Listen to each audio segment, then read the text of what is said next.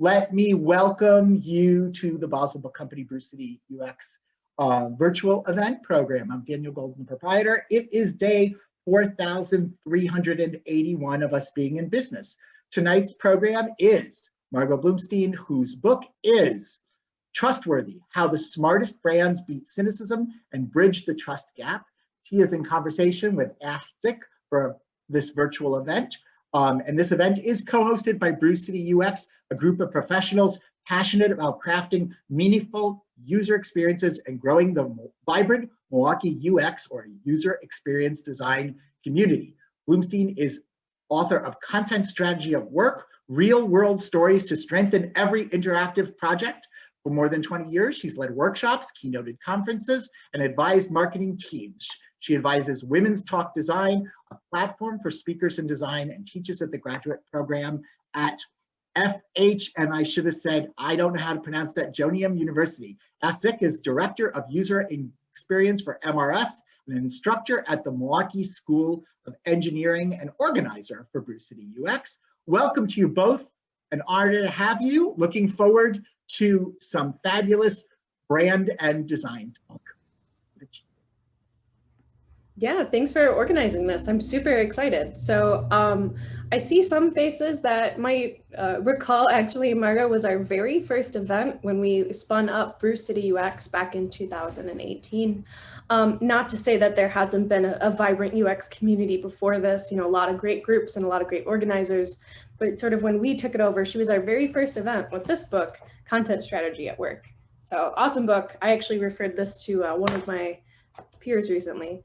So going off of Content Strategy at Work, again, it's a very, very specific book about content strategy. It's a very real world application, but it's also very centered specifically on content strategy. So can you kind of give an overview of this new book? Why did you go this direction? Why are you focusing on trust and not just content strategy? Sure. Well, first of all, thank you so much for having me back. I didn't realize that I was your first speaker when the group organized.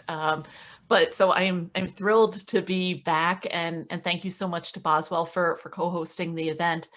Yeah, as you mentioned, with Content Strategy at Work, I was looking to reach a fairly niche audience within the content strategy industry, but then also more broadly, people that make the modern web. So designers that might need to work with content strategists, information architects, user experience strategists, although we didn't use the term user experience design that much when that book came out, and project managers and kind of other people that focus on the front end development of the modern web. And over the past almost decade since that book came out, I think my focus in content strategy has broadened, as well as enabled me to kind of dig deeper in some areas like around pacing and user experience design, and how we control other aspects of the user's experience online.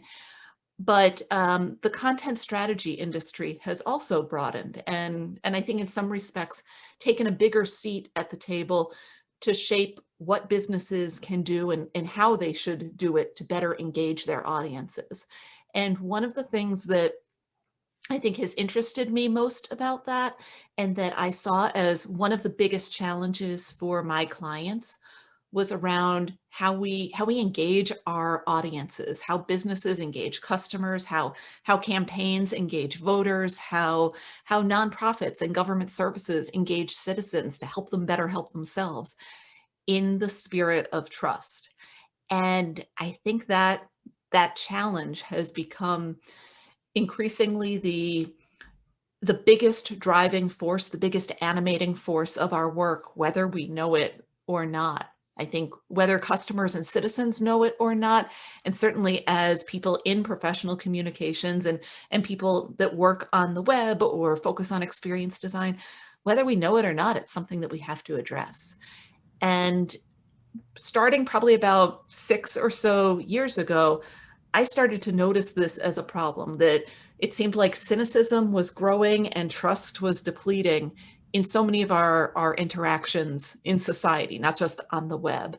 And I was noticing at first kind of in a political arena and kind of in the weird dance between the weird bedfellows of politics and the media that covers or doesn't cover politics and politicians.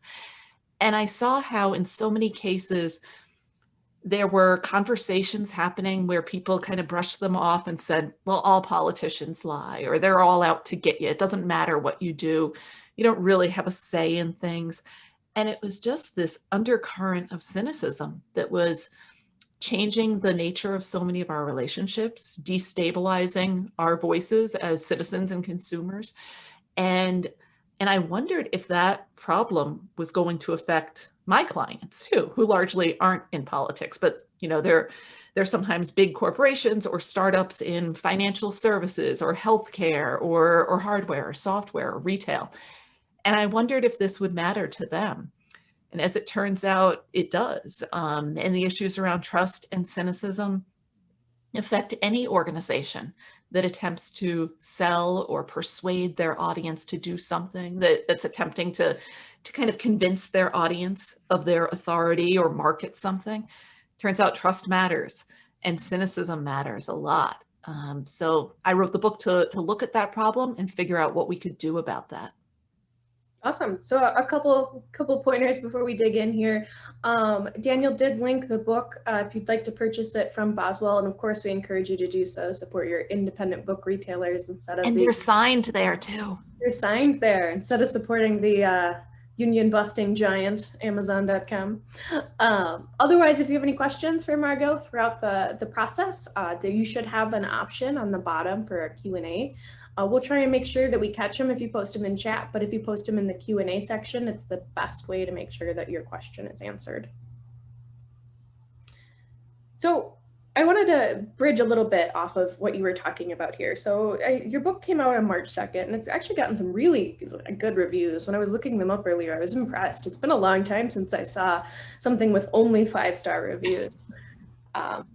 But there was one I wanted to call attention to in particular. It was Amanda Frost.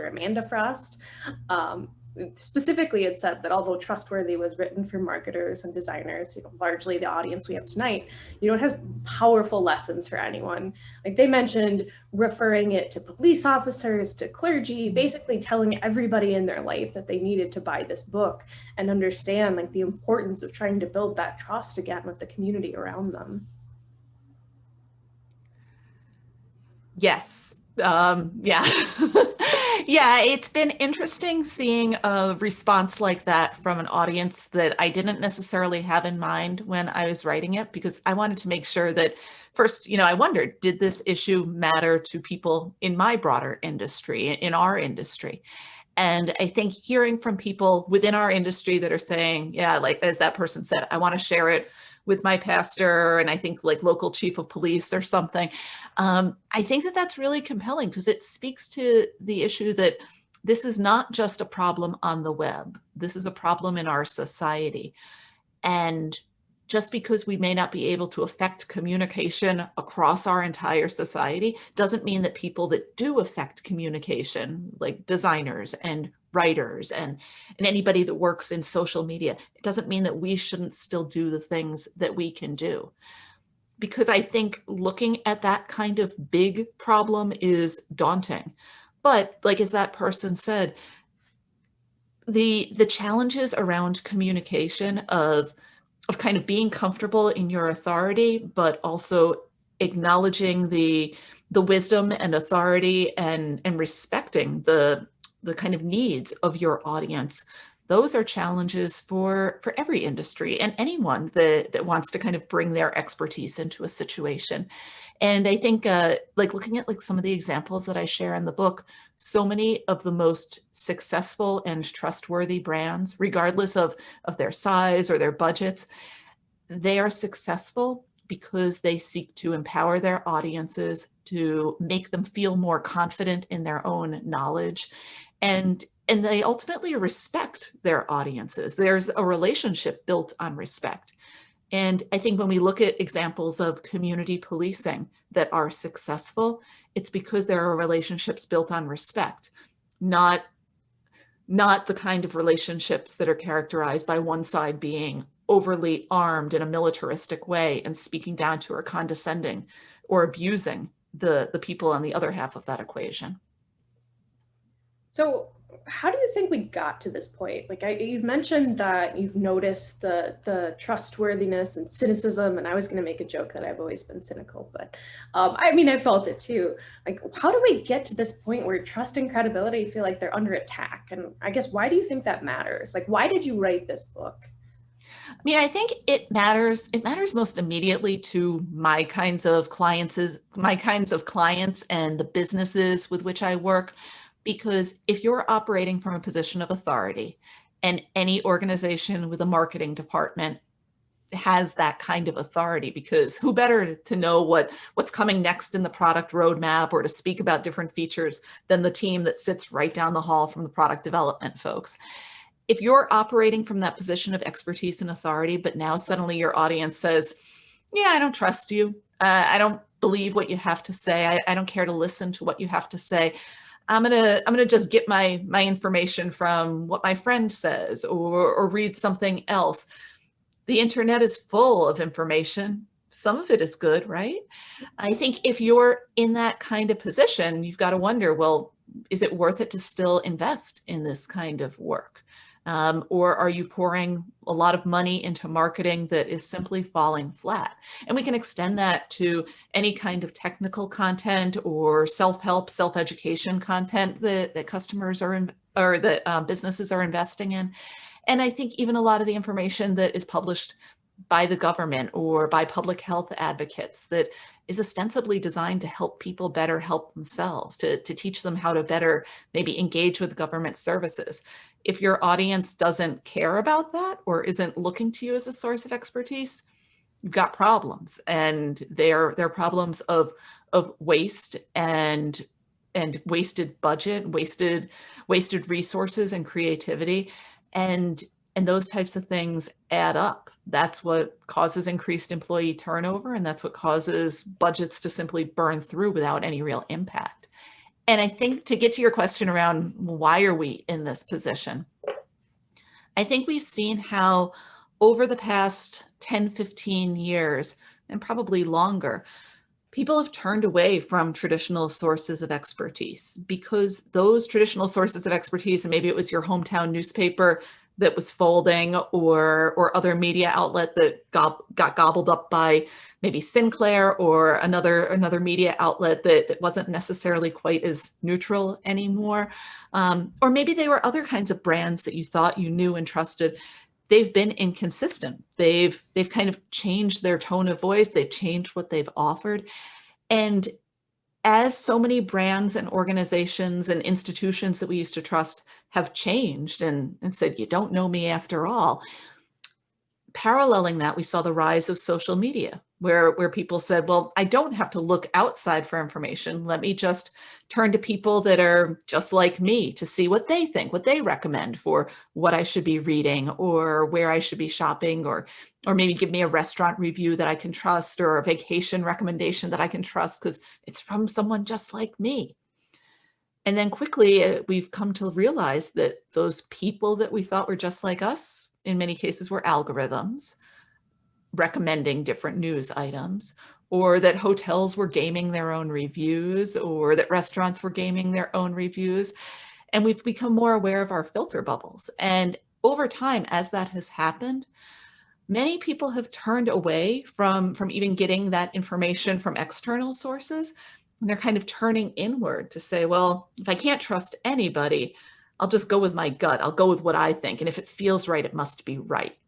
And that idea that if it feels right, it is right, is very dangerous. Sometimes literally dangerous, when people are kind of going with their gut over how they think that they should engage with healthcare, or other kinds of topics that have a really detrimental impact when there isn't any kind of expertise in the equation.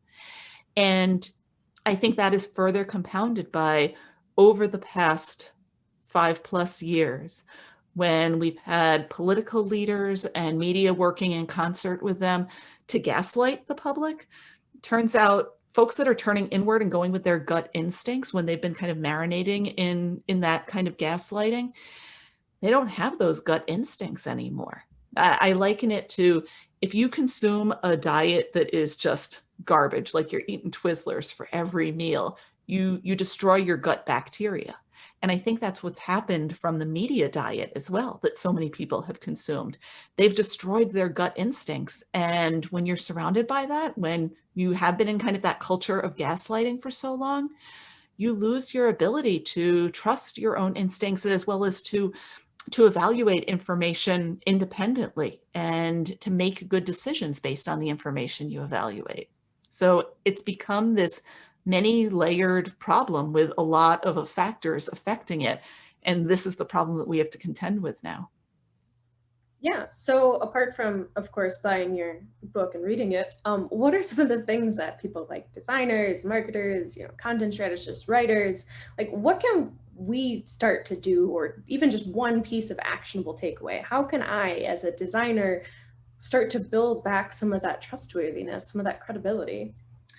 I think the number one thing that I tell designers that are saying, well, how do I, if I value trust, if I think that this is something important to bring into my work, where should I start? I say it's by pushing back on change, especially right now, because when we have so much upheaval, when so many of our norms and our patterns and structures of daily life have changed over the past year, now is not the time for brands and services to introduce more change into the equation. So if your business is thinking about, let's launch a big website redesign, let's introduce new labels and nomenclature on our site to mix things up, it's time for a refresh. I say push back, say no, because adding more change into an ecosystem that is already fraught with change, where people are having to contend with new ways of shopping and going to work, or not actually even going to work, and have all new schedules in their lives. Now is not the time to introduce more change. And I think for any organization, if you can offer consistency in language and a familiar look and feel, maybe even rolling back parts of your brand and your overall visual style to something that is familiar and comfortable, that is going to support your users better than any new changes you could introduce. And I think if there is like a new product coming, it's important to roll it out in language that is familiar, maybe with a tone of voice or a look and feel that calls in familiar typography, familiar color scheme, so that nothing feels new and jarring to your audience. One of the brands that I talk about a lot in Trustworthy, where I had the opportunity to meet with a few different creative directors and content strategists, is MailChimp. And they're an organization, we had talked about this before. I mean, they're an organization that has had to change a lot as they have changed and rolled out new services over time. When they first launched, they were a small business and business to serve other small businesses with email marketing tools. And now they're no longer the small business. Something like 60% of the world's email marketing goes through MailChimp. And now they do more than just email marketing too. There's also e-commerce and a number of other services that they provide for small businesses. And they've made a concerted effort to kind of document the parameters of their brand, so that whether it's freelancers or in-house copywriters or in-house designers that are making new campaigns for them, or working on their annual report or print collateral or contests that feature their clients, they make sure that the parameters of their brand are narrow enough so that anybody working on it knows how to keep things consistent. So they get the MailChimp voice that they're always using. I think it's Cavendish yellow is their main color scheme. And they've evolved over time. Their illustration style has changed a little bit every few years, but it's still familiar. It still feels like if you open up an email from MailChimp and you compare it to one that you got 5, 6, 7 years ago, it's going to feel related and familiar. If you're a marketer coming back to them, maybe you tried a competitor and came back, you're going to get there and feel like, okay, I know what I'm doing. And that sense of confidence of, I know what I'm doing, I can just feel comfortable doing it, that is the biggest, I think that's the biggest service that any designer can offer their users right now. That sense of confidence that things will be okay, at least in the part of the web that we control. Yeah, I remember the very first time I used MailChimp was in 2010, and I was working for a local gubernatorial campaign. And I mean, to me, it was the very first email campaign I'd ever sent. And I'm sitting there thinking, I'm about to send an email to 250,000 people. But MailChimp did actually make it like the test emails. I sent like 20 of those to myself and other people. And yeah, it was welcoming. How did you feel using it? Did you feel like, I don't know what's going to happen? Like, let me just click send and pray? Or did you feel like you were kind of well supported in the process? Oh, definitely. So between the previews and the ability to have a test email function that I could send myself or send other people, I felt still a little nervous at sending an email to that many people, but just because I had never done it before, but way less nervous than if it would have just been, out in the wild. That's good. That's good. And I think it's that sense of reliability that you're not going to have to overthink this decision. This is one thing that you can count on and control. That's such a huge kind of base level quality that brands can offer their audiences, whether it's somebody in a B2B context where you're a marketer about to send an email, or somebody that is, I don't know, maybe evaluating a big ticket purchase. Maybe they want to install like a new home sound system or something, or they're evaluating two different candidates in an election and they want to feel like, I want to get this right. Or maybe they're evaluating healthcare decisions or something that is a lot more just mission critical. I think in all of those contexts, if we can give people that sense of confidence that you have all the information you need to make a good decision, you can feel confident in your own knowledge. That sense of confidence and well-being and empowerment is such a tremendous gift to our users. And so often we talk about wanting to create delight and make experiences more sticky and all. But first, let's just make our experiences reliable and trustworthy so that our users can trust themselves too, so that they know they made a good decision. Yeah, great points. So I know that your book is sort of structured into 3 parts here, voice, volume, and I think the third one was vulnerability. Could you kind of talk about why did you pick that structure? Maybe you could talk about one of the parts specifically. Sure. So that 3-part structure of voice, volume, and vulnerability, that evolved after I had been talking with lots of different brands that I thought do a good job at cultivating trust and maintaining trust, or in making decisions that help their users trust themselves. And I mean, I had been interviewing different organizations for, I don't know, maybe more than 5 years around this. And I started with brands that I knew pretty well.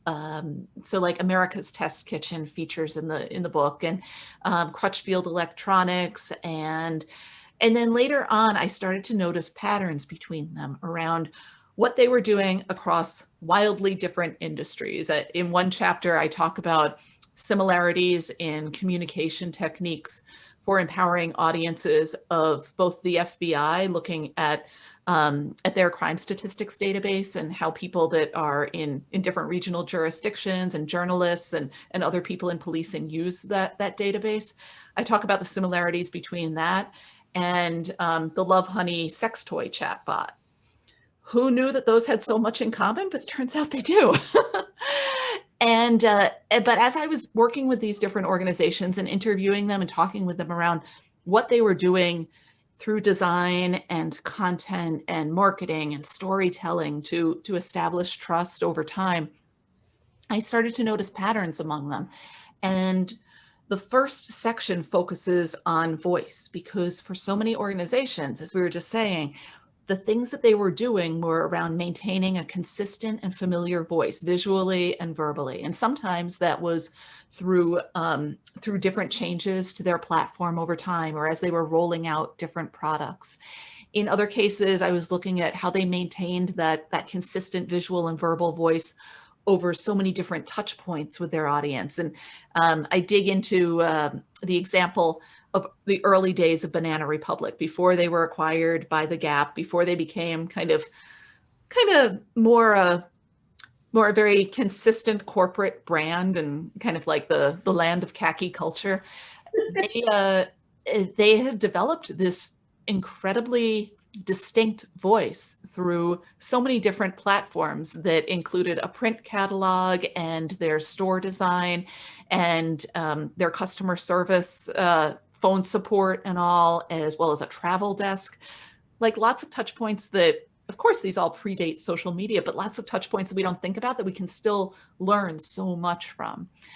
So I talk a lot in that section around how brands today can maintain that consistent voice and the benefits of it, and how little changes to governance and documentation, and then our choices with engaging with our audiences, how they can make such a huge difference. In the second section on volume, I'm looking at the volume or the level of detail, the amount that we're saying to our audiences, again, visually and verbally. So as far as long form copy, if all of our content needs to be in the form of blogs of a certain character count or long form articles, as well as imagery. Should your imagery be really detailed, or do you take a more streamlined IKEA-like approach in your diagrams? And then the impact of all of that, because we all know that it takes a certain amount of content to help people feel confident in their decisions. It's just that amount of content, the level of detail, the volume of information we offer, that's what varies across different brands and audiences and platforms and contexts. So I dig into examples there from America's Test Kitchen that we mentioned, Crutchfield Electronics, as well as the British government. Gov.uk offers some really interesting examples of what it means to streamline information and how that can drive confidence as well. They went through a process of streamlining their information from 75,000 pages about government support content down to just 3,000. And it changed their value. It changed how they were perceived by British citizens. And I think we can all learn a lot from that on this side of the pond as well. And then in the third section on vulnerability, I look at what it means for brands to kind of engage more openly with their audiences, to draw them closer. And there I look at both vulnerability in the context of big mistakes, when a brand has just screwed up and they need to kind of navigate what public apology means and what it should look like, as well as the vulnerability of making your values more visible and kind of leading with that to help you identify your audience and help your audience find you as well. That's become, I think, increasingly relevant. Certainly over the summer, as we saw more and more brands kind of put a stake in the ground and say, like, Black Lives Matter to us too. And the Me Too movement matters a lot here as well. We support this, only to realize that those issues that they were commenting on that were external were maybe also issues internal to the company, and they needed to do work there as well. So overall, I'm looking at that combination of voice, volume, and vulnerability, what all organizations can learn from those examples, and then how we can apply them, again, regardless of the size of your organization or the nature of your product or your target audience, but how you can apply them to foster greater trust and empower your audience to make them more confident and kind of comfortable in their place in the world and how they engage you. Yeah, so that last section reminded me that you've got an example actually from a local company here, in Milwaukee, Penzies. And, I remember seeing it as well on social media, where they decided to take a strong political stance. So were they, I know it's an example you had, maybe you could talk through like what your thoughts are on their idea to put that stake in the ground? Sure. Yeah. So I love the example of Penzies because it is distinct and unabashed and unapologetic in a section where I'm also talking about apologies later on. But I do love that they're an organization where they make their values visible. And for so long, so many businesses kind of adopted a mindset that businesses should not be political, that politics doesn't belong in business. Keep those sort of values quiet, whatever they are. And then along comes Penzies. And in the wake of the 2016 election, I think that was kind of the first time that their politics really took a place on a national stage. In the wake of the election, Bill Penzi, the owner, took to Facebook and he said, yeah, this new guy, his politics don't align with ours. He's saying that immigration is bad. We don't believe that here. We believe that immigration is important. It's what makes our country great. We want to support the needs of immigrants here. And I think he went on to say, and it was a fairly lengthy Facebook post, before you say like, hey, stay in your lane there, Cinnamon Boy, this is our lane. As a company that sells spices, we source them from all over the world. Sometimes they're coming from war-torn regions. When we say Aleppo pepper, that's coming from Aleppo, Syria. That's not in a good way right now, in part due to US politics. And moreover, we believe that cooking is an act of love. Well, in the US, so many of our family favorites come here on the backs of immigrants. The American cookbook is a cookbook that reflects the diversity of the world. And we bring it all together here, and we're proud of that. Our company is proud of that, and also our culture is proud of that. So this is our lane. And when he wrote that post got a tremendous response. There were a lot of headlines about it, not all of them good. They lost a lot of customers. But then what happened was that they started gaining more customers, a broader customer base than they had ever had before, because suddenly it wasn't just people that were home cooks that wanted to buy spices from Penzies. It was also people who felt like their politics aligned with Penzies. So they might not cook themselves, but they had friends or family members that did, and they needed to do some Christmas shopping for them. So those folks were going to be getting spices this year. And that impact of kind of expanding their audience and also drawing attention to their politics and saying, these are our values, this is who we are, this is how we are, that enabled them to put a kind of plant a flag so that a broader audience could find them. And they also served as a beacon to other brands to kind of encourage them to raise their voices as well. And that can be a scary thing. That's a vulnerable thing because it is a risky thing to so many brands, or at least it's perceived with risk. But the Penzies example tells us a lot. And I think when you look back year over year, not only did they expand their audience, but every time he posted in that kind of political vein, they saw their sales jump. Their profits were up 50% year over year, ever since they've been making their values more visible like that. So it makes sense kind of in the context of our society. It also makes sense for business purposes. It's worthwhile to make your values visible. Yeah, it's a great point. I know the Spice House was sort of an interesting situation too, because it's his sister and they sort of had the opposite approach. Yeah. But, yeah, I think in the wake of that, the Spice House said, we disagree with that. We think that politics don't belong in business. Here's a discount code, all caps, no politics. And yeah, they said that they thought that businesses should stay out of politics. The thing is, staying out of politics is a stance that reflects privilege that isn't shared by people who are affected by discriminatory policy. So that approach as well helps tell an audience who that business is, who they are, how they are, and what values they support. yeah, that's a good point to your earlier reference of all the businesses coming out in support of Black Lives Matter. Like, this is the businesses who didn't come out and support it. Like, even if they weren't saying anything, it was still telling. Right, right. And I think that that reflects kind of a broader reception across society, where maybe 20 or 30 years ago, people were saying, I don't want to know so much about the politics of the companies where I shop or where I spend my money. But that has largely changed. And that's been driven by, I think, the buying power of a younger audience of millennials that are now people up to, I think, age 40, which that's a sizable chunk of the population, as well as an increasingly vocal older audience as well, saying, no, we do want to know these things. And I think it was the last I believe it was the last Edelman Trust survey that then I think was further echoed by a survey from the Gartner Group, saying that more than 60 or 70% of the population does want to know the values and politics of the brands that they support. So I think for businesses to stay quiet now, that carries more risk. That is a choice that carries more risk.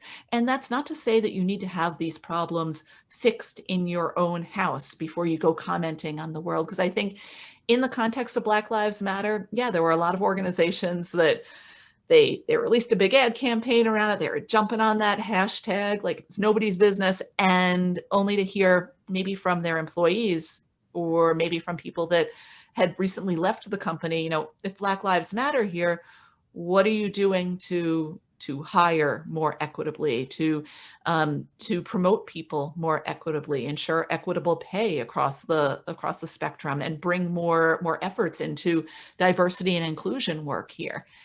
This is a problem here too. And I think when businesses realize that can be scary. It's a little bit like they've been slapped on the hand of saying like, hey, keep your head down and work on it here. But I don't think that is a reason for businesses to pull back from discussing politics and being vulnerable about kind of what animates their own organizations. I think instead it presents kind of an opportunity. Because when businesses do realize that those are internal challenges as well, now they've got the opportunity to prototype in public, to show their competitors, to show the rest of the industry, and certainly to show their potential customers too. Like, yeah, we do need to work on this. Here's how we're going to do it. Let's share with you how we're investing in this work. Let's talk about maybe the different experts that we're bringing in to improve. Let's put a spotlight on them.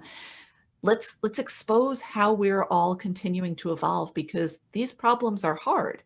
If they were easy, we would have solved them already, but these problems are hard, so let's work on them together. And the different brands that I profile in the book that do take that mindset of prototyping in public, they invariably succeed both in the work they're trying to do and in making their audience that much more loyal. Like I talk about like what TED has done when they've been called out on content that has kind of diminished in scientific value or maybe is questioned by its audience, what they've done to draw their critics closer.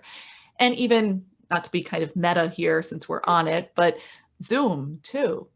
I think it was actually almost a year ago tomorrow, where the CEO of Zoom kind of had to have one of those mea culpa moments where, I don't know if folks remember this from kind of earlier in the pandemic, but I think it was December 2019 where Zoom was kind of trucking along. They had something like 10 million daily business users. Most of those users were supported by IT teams that helped them with things like security and privacy issues, making sure there weren't going to be Zoom bombers, that type of stuff. And then as coronavirus reached pandemic proportions, by March of last year, those 10 million daily users had ballooned to 200 million daily users, kind of the good problem to have there, I guess. But it was something like 90,000 different schools were on the platform across 20 different countries. And people were using Zoom for family dinners and big birthday party celebrations online. Preschools were meeting over Zoom, and all those business users were now working from home. And not too many of them were supported by IT teams telling them stuff like set a password, maybe enable a waiting room so not just anybody can come into your meeting. And that's when we started seeing a lot of problems with Zoom bombers and just overall like meeting security issues.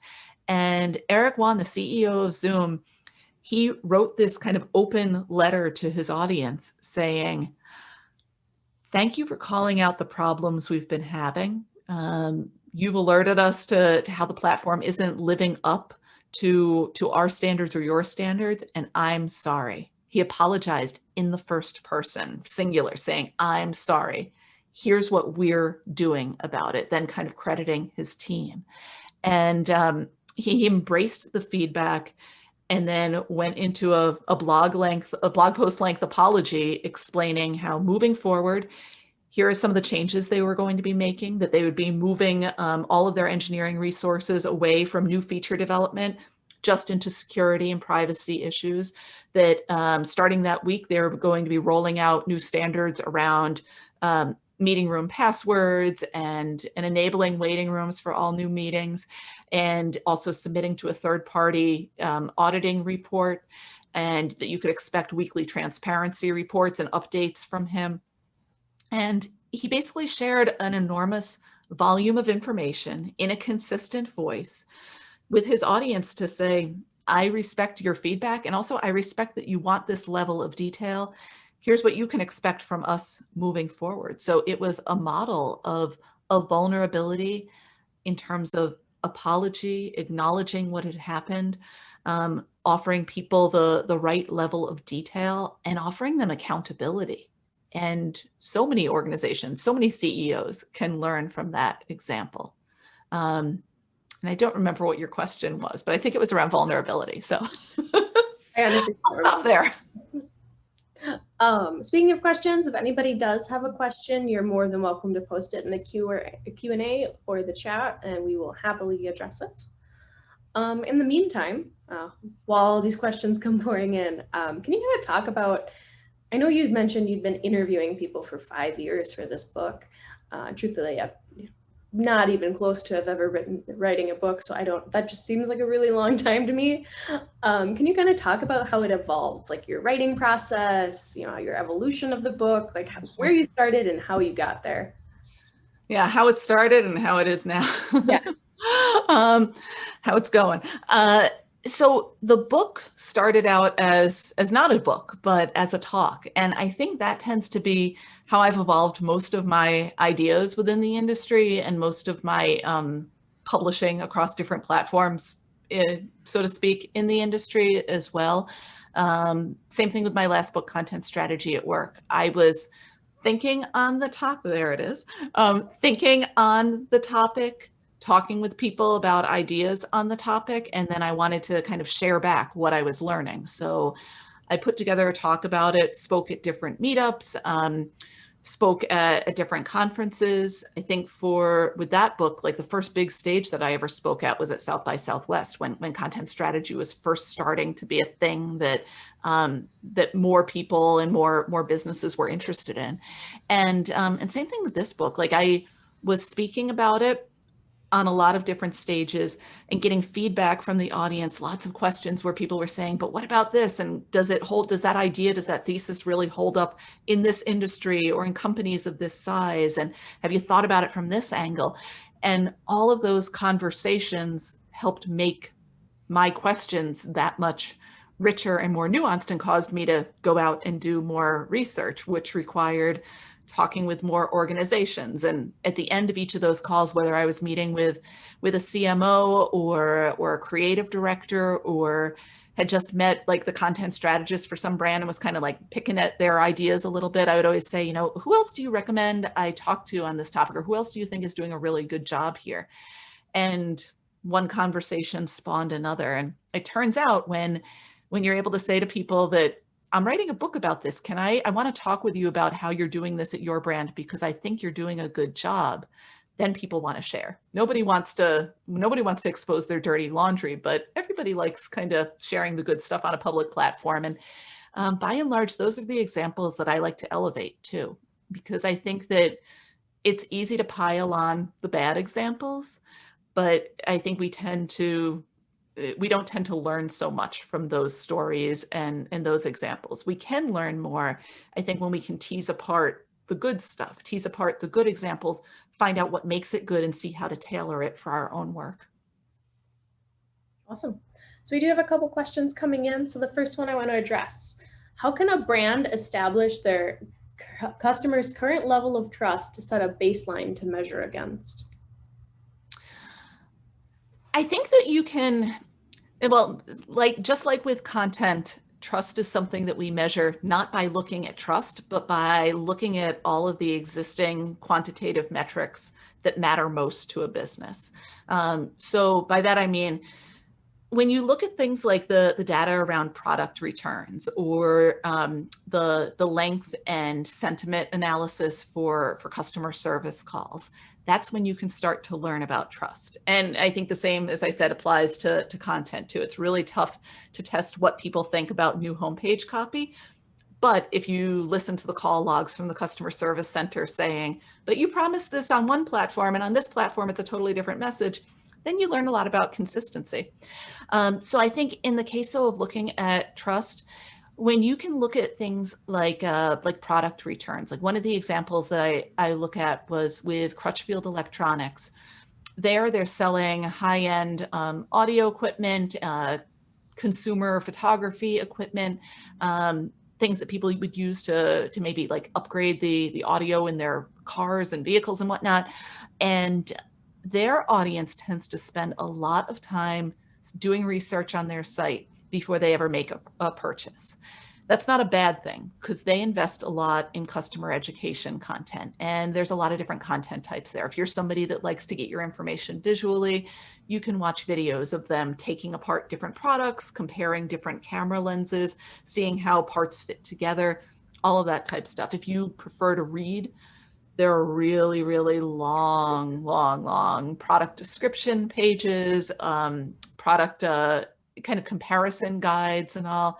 A lot of original research, original copywriting. Some of it is from people that were original employees of the company that are still there more than 20 years later. So they really know their stuff. And they feel like their audience really knows their stuff too. So they write the content in a way that is designed to meet people where they are and take them where they need to go. So if you're saying like, all right, I want to buy maybe my first digital single lens reflex camera, where I'm going to be able to change the lenses on it to achieve what I want to in terms of photography. I don't know anything about that though. Well, you can start reading about it on their site and develop the vocabulary that their product testers have. So they're not trying to dumb down the jargon, but they're always offering ladders from where people come in to where they need to go to be able to make a more educated decision, a more confident decision. So they invest in crafting a lot of content that helps people feel more confident in their own knowledge, to help them gain knowledge, feel like, okay, I know where to go to keep reading about this if I want to, and then to feel good and confident about the decisions that I make. And they measure that by looking at things like site analytics on those really long product pages. What they see is that when people are reading down through it, spending a lot of time on there, when they get to the bottom of the page, what happens is they usually click to go on to read even more on another page. So they're spending a lot of time getting comfortable with the material. And then when someone eventually puts a product in their shopping cart, then the purchase usually goes pretty quickly. And it has a low rate of returns, even if it's a big ticket item, even if they're offering free shipping both ways, where you could buy in multiple products and then say, well, which one do I like more? And I'm going to, incur that bigger carbon footprint by sending back the one that I don't. They don't see a high rate of returns, which is a testament to the fact that their audience feels confident when they finally make a decision. And then what they do see is a high rate of people returning to the site to make additional purchases. So customer loyalty. And that's because people feel like they can trust the experience. They trust the amount of content they can get there and the quality of that content. And then also that they trust themselves, that they've become an educated consumer that can make good choices and feel good about the choices they make. Yeah, these are, I think, all great points. We had a follow-up question that I think you kind of half answered, but I want to just make sure we address. So thinking about trying to bring these decision makers on to really start honing in on trust, like how do you translate the idea of trust into a return on investment? Yeah, I think we always have to look at that. We should always look at that because, well, fostering trust in our society to empower our users and build their confidence so that they can bring it into all other areas of their lives. I think that is the most important thing that we can be doing, designers and writers and builders of brands and brainstorms. That's the best thing that we can do to move our society forward right now.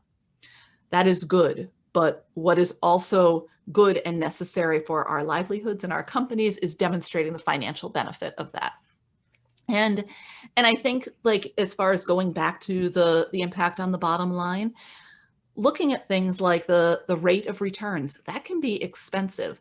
But I think you can also look at other parts of the business to demonstrate the financial benefit. And one of those areas is in looking at HR, the cost of recruitment, because as we all know, it costs a lot more to recruit and bring in a new employee than to keep an existing employee.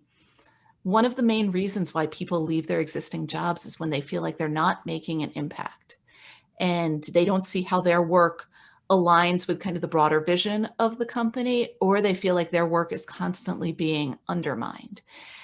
And I think in each of those aspects, we can point back to, well, if we address the trust angle, if we address how we foster trust and build it with our external audiences, we can also improve it with our internal audiences and content creators. And when people feel like their work does not matter, when it does not have an impact, I feel like I've heard that from a lot of friends over the past year or so in the context of the pandemic, saying, like, if I'm not working for government, if I'm not working on public health, if I'm just trying to help my company sell a thing, does it really matter? And I think that it does, because as I was saying earlier, when you can ensure that your little portion of the web helps your audience feel that much more confident and comfortable so that they can bring it kind of through the context of all their other interactions, that's an enormous thing. And that is the small bit of impact that we can all make.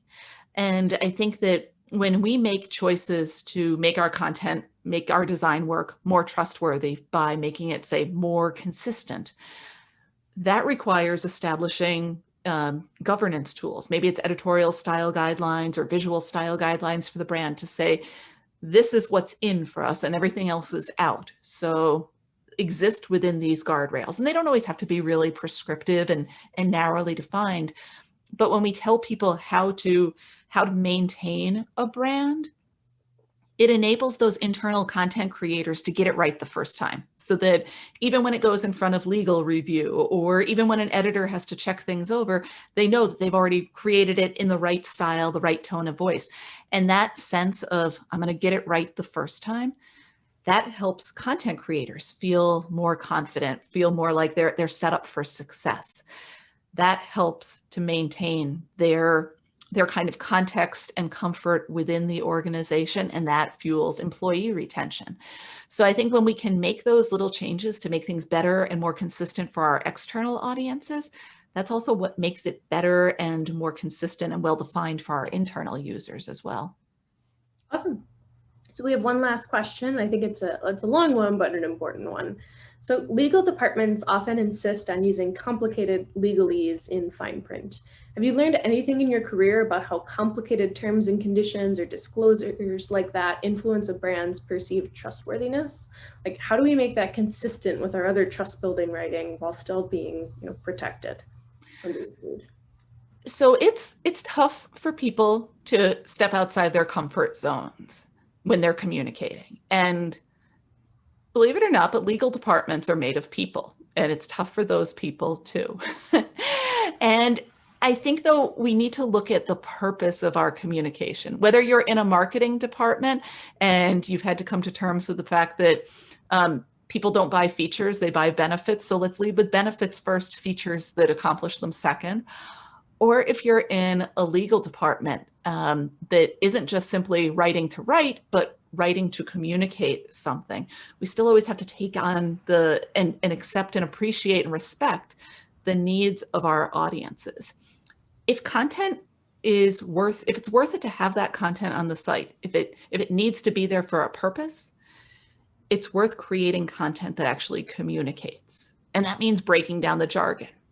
And just the same as what Crutchfield does in breaking down the jargon and spelling it out for people looking at different camera lenses and wanting to feel comfortable with that, there's no reason why legal departments can't do that too. And I've seen like some examples where they'll say, first the official version, and it's all legalese, but maybe they'll preface it or follow it with saying, all right, now what you really need to know. and spell it out in kind of the language of their audience. That's not just a cute thing for brands that can afford to be cute, where cute is part of their message architecture. But it's also a way to bring your audience closer and say, we respect you. And most importantly, it's a way to focus their attention on what really matters. When brands just present the terms and conditions in a format that's designed for you to just scroll past and ignore it, it's sort of like saying, don't worry your pretty little head about this. It's condescending. It doesn't do anything for us. If anything, it does something for those brands that are looking to hide something. And I think that's the kind of conversation that we can have with our legal departments, with our marketing departments, and ask, are we trying to hide something? And I would pause and wait for an answer, because if those brands aren't trying to hide something, if they just want to say, well, no, this is just what we have to have. Okay, well, if we're not trying to hide something, let's write in a way that exposes something, that exposes the important stuff that we think is of value to our users. Maybe they should know how we're using their data, or maybe they should know what's most important around product returns or the commenting policy. Because by exposing that information, we're empowering them. Information can empower people, and disclosure can help to kind of bridge that gap and broker greater trust between the legal department that represents the brand, so ostensibly the brand, and the audience, by bringing people into our worlds and not dumbing things down, but rather saying, here's what you should know. Let me explain it to you in your words, in your vocabulary, so that you can make a more informed decision. That's the first step to respecting our audiences and telling them, making sure they know that we respect them. We respect their intelligence. That's also the first step toward empowering them to know more about who we are and how we are, so that they can make good decisions about how they spend their time, how they spend their money. And I think when we expand on those relationships that are based in trust or compassion for their needs, that's when brands become something bigger. That's when business can be a force for good and demonstrate that it cares about the society in which it wants to work and sell and operate. And that's never a bad thing. Yeah, that's a great ending there. I guess any last thoughts, although that was a great quote on it, before we turn it back to Daniel from Boswell Books. I'm really excited. As you said, I've been working on this book for a long time. Now I'm excited to get it out in the hands of people that can run with it, whether you're in marketing or design or content or writing, or you're the UX team of one. I'm excited to hear what you do about it. So yeah, we have a lot of work ahead of us. So let's get to work. Oh, one last question. And this is going to be the hardest question of them all. What is your favorite Cops flavor? Oh, okay. So I have thoughts on this. My favorite, like, holy grail ice cream and or custard flavor is chocolate chip cookie dough, but the cookie dough should not be just suspended in vanilla or even cookie dough flavored ice cream. Put the cookie dough in chocolate. It should be in chocolate custard. So the closest that you can get to that at Cops, they occasionally have chocolate that features cookie dough and cake. And I think there's also like a dark Dutch fudge combination. That's good. And you can sometimes get it with like the toppings added. But if anybody knows anyone at Cops, call me. But also, this is the flavor that you should make. As long as we're talking about Cops, what was the secret ingredient in the roll of the dice flavor that just came out? Does anyone know? It was either yesterday or today. Yeah, they said it was a peanut butter based flavor. I don't know what it was though. I'm in Boston, so I have to rely on my Milwaukee operatives. Yeah, they do. I'm sure there's someplace that overnight mails to you. So, yes. Oh, I was just going to answer for somebody asked what Cops was. It's a local place that sells burgers and custard, and it's just Margot, who lives in Boston, loves Cops enough that she actually tweeted them about this event to say how much she missed. Wished it was here so she could get Cops. Not gonna lie, when we visit, sometimes I am there multiple times a day. We once tried to get Cups to name a flavor after one of our authors. It didn't work, but it was a good idea. We were trying to get a very difficult author to come who supposedly liked Cups. So, you know, someday you'll be able to brand a flavor of Cups. You should have held out to get the Cups name named custard after you. It was I'm sorry, it was Jitterbug Perfume, Tom, what is his name? He has passed now, but not Tom Wolfe. Not Tom Wolfe. No. Oh, cool. And he had a flavor, like there was a book that came out that sounded like it was a flavor. And so we couldn't, and one of my customers used to know him and took him to Cups and da. Long story, didn't work. Everybody should know that for every program every great marketing idea, there's like 35 of them that do not come. And they're all dairy based. They are. All our ideas are dairy. You live in Wisconsin. Yeah, the vegans have all dairy. Okay. So, thank you so much, Margot, for a wonderful talk. Thank you to Ash for a wonderful conversation. As we said, we have copies with book plates available still. And soon you'll be coming back to Milwaukee because one day there will be in-person talks, both here and all over town. So thank you to the audience for their participation, because we wouldn't have a virtual design aficionado group or a bookstore without you. Yeah, for sure. I just posted very quickly the link again to the ability to buy the book through Boswell. Support your local, or even if you're not local, support small independent book retailers. Right, because that's a very important thing. If you're from somewhere else, just go to your favorite independent bookstore. Mm-hmm. Bill, you can say that Margot sent you. Yeah, and if you do have any other questions on the topic, you can always find me on Twitter at @mbloomstein. And thank you very much to Boswell and Brew City UX for hosting. Thank you again to ASIC and Margot Bloomstein. Have a great evening, everybody. Hope to see you in another event. Bye. Bye.